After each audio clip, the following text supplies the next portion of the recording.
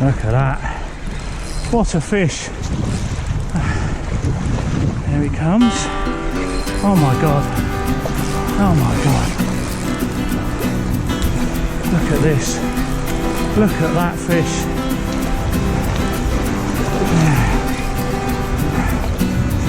There he is. Oh, he's pushing. So what I wanted to do this week was just revisit an ebook actually that we wrote for the website when we were sea fishing marks, and I managed to either email or get in contact with over the phone some top bass anglers from around the country, just for them to give their top tip, if you like, for catching bass. You read an article like this or you look at a video like this, you may only just pick out 1 or 2 points, but sometimes that's just enough to up your catch rate when we do hopefully get out there again. So yeah, by all means, you might find all of them interesting, but there might be something that you agree, disagree with, or even things you might not have thought of. So I'd love to know your comments. So tip number 1 is know those big tides. Those big high tides are so useful. Firstly, the low tide during a big spring will be ideal for finding those marks and features. The extra low tide that you're going to get 2 or 3 times a year, that will really expose those gullies, hiding spots, all those different features, sandbars and things like that that aren't usually seen during a normal low tide. So yeah, make sure you take a photo, even do videos of it. Some of our videos have got some marks at low tide. You can even draw a map if you like with the relevant features that you find there. And remember, specifically for bass, they're very habitual, so they may well favour a certain rock or boulders at different states of the tide. And you can always measure or pace these out. And if you're really obsessed, I do know some bass anglers that do this. But you can practice casting a particular distance to a particular rock. So when you go down there, you know exactly when and where to cast. So yeah, take advantage of those really big tidal movements as well when you're actually fishing, and that should increase your chance of landing a decent sized bass. And the second tip is just forming a loop with the main line. So hold your line and always stay with your rod, of course, if you're fishing for big bass close in. You very rarely see a decent bass angler with the rods on a tripod having a cup of coffee. You might only get 1 or 2 bites a session, and you want to be ready to know whether to lean into the fish or not. So using your thumb and forefingers, that does increase the bite detection, and it should help you understand what the fish is up to. And I generally use this if I'm using whole peeler crab, just feeling the fish, tentative fish maybe around it or smaller fish, and then knowing the difference between a fish that's actually picked up that bait. Tip number 3 is simply to match the hatch. It's a fly fishing term really. They often talk about matching the hatch, but many sea anglers, even in bass fishing circles, don't pay enough attention to what the fish are actually feeding on at the time. They may change 2 or 3 different times on what they're feeding on.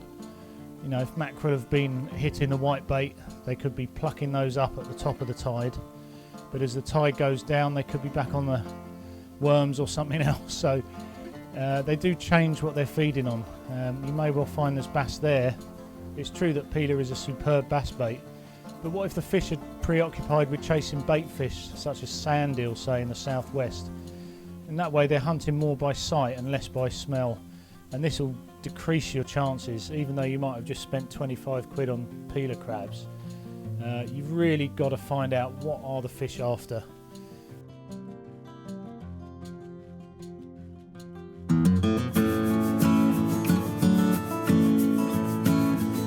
I had a great tip in from expert fly fishing guide, actually, Chris Ogmore, and his top tip is to use a clear floating fly line. Bass are too easy to spook, and a clear line such as this, the Air Flow Ridge Clear, is all but invisible in the water. So keep your rod tip in the water, pointing straight down at the line. And that way every little movement is transferred straight to the fly, giving it so much more life. You're in a lot more control there. And he says when casting at moving fish, give at least 12 foot of forward lead, and this allows you to straighten the leader and prepare to give life to the fly before the bass gets there. Number 5, take detailed catch reports. They can help you spot the trends and similarities, and over time you get a really good idea of how a bass operates over a particular tide at a particular time of year. I've got 30 odd years of these records here, and the sort of thing you want to guard with your life. But tide cloud cover, dark, light, time of the day, how often I fish for, the fish caught, bites that I've missed, time of the year, obviously, baits, the condition of the bait, how good is your bait, is it frozen, is it fresh, the rigs you've used, even be specific enough to talk about the types and thickness of line of the rigs, and eventually you'll build up a map of what's actually going on. And it's important as well when you're filling these in to also mention what hasn't worked, and those blanks, although it's painful to go through why you might not have caught, eventually that'll build up. And the next tip would be to talk more, or at the very least certainly listen a lot more. Places like tackle shops, you're going to pick up tips here and there. Also, of course, you've got online now with Facebook becoming more and more prominent, YouTube of course here, and the forums are still relevant as well. World Sea Fishing Forum, for example. No one's going to give away those secret marks, but keep your ears open and you'll certainly pick up one or two ways to catch more bass in 2020. Tip number 7 is to go with the flow. What this means is we're all so used to using lures and moving them and creating the movement, but of course you can use the tidal movement to make them look more natural. Bass will sit down tide of prey and they'll be used to them going down with the tide, with the movement of the water. So next time you're using a lure, particularly a harder lure or even the soft jellies, they flutter and they should attract the bass as well. So these are 3 that I do recommend. My particular favourite is this John Darling one, bass fishing on shore and sea. But you'll always pick up something in these books, so yeah, read a little bit more. We should all have a little bit more time on our hands at the moment. Tip number 9 would be to set your alarm. Bass don't care whether you should be due at work. If the tides are perfect, it's time to go for those bass, even if it is 4:30 in the morning. And actually the best bass I've ever had have always been at odd times. Early morning, late into the evening. Well, we've obviously covered lures quite a lot at Sea Fishing Marks here, and there's quite a lot of them. But a tip that we've had from more than one seasoned bass angler is to get a J13. These are the jointed 13 centimeters Rapala lures. Harder to cast, they're a little bit clunky. I'm using it here because there's sort of big boulders and I want to retrieve quite quickly past the boulders, but let it float up if it looks like it's going to snag. The faster you retrieve them, they sort of dig in and go deeper. So it's a really good starting point. And if you haven't got one of these in your tackle box, it's just another one that I'd recommend. We can talk to death about all the different lures, but this J13 has certainly stood the test of time. So it's a good one to have in the box.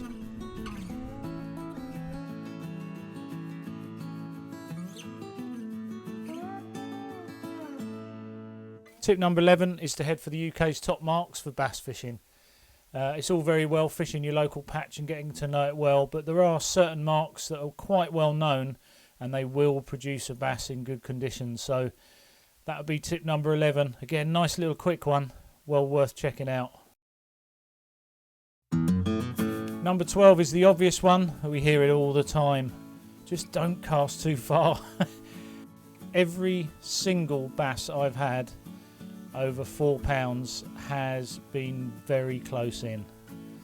I'm not one of these anglers that catches 300-400 bass a year, but I've caught a fair few over 4 pounds and they've all come very, very close in.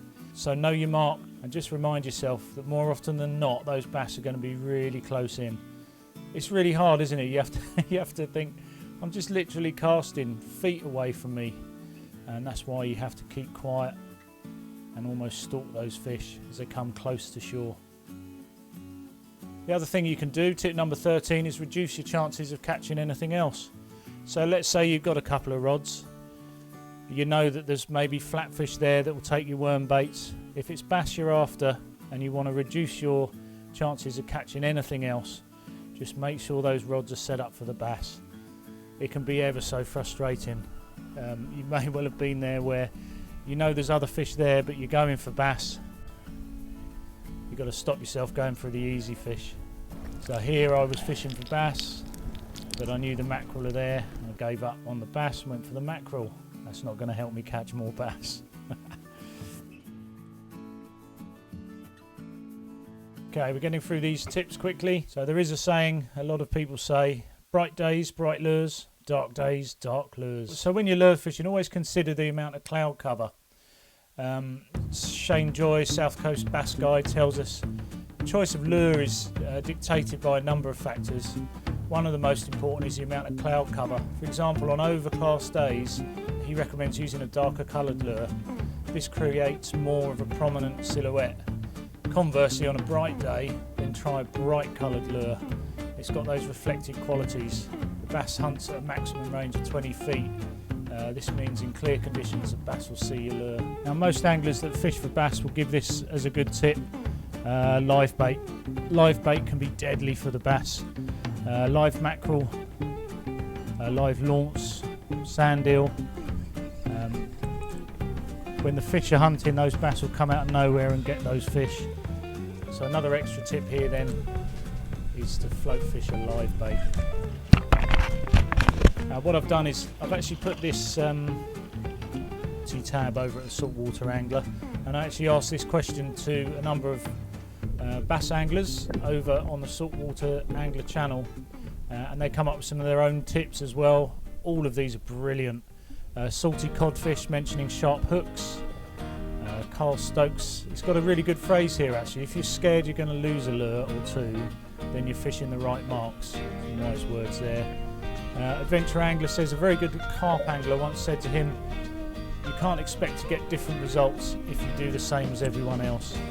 So think outside the box slightly. I've actually fished with some really good anglers who use that. Wolfie498 saying just flick a nice bait out there near where the pebbles hit the sand. He says round here anyway.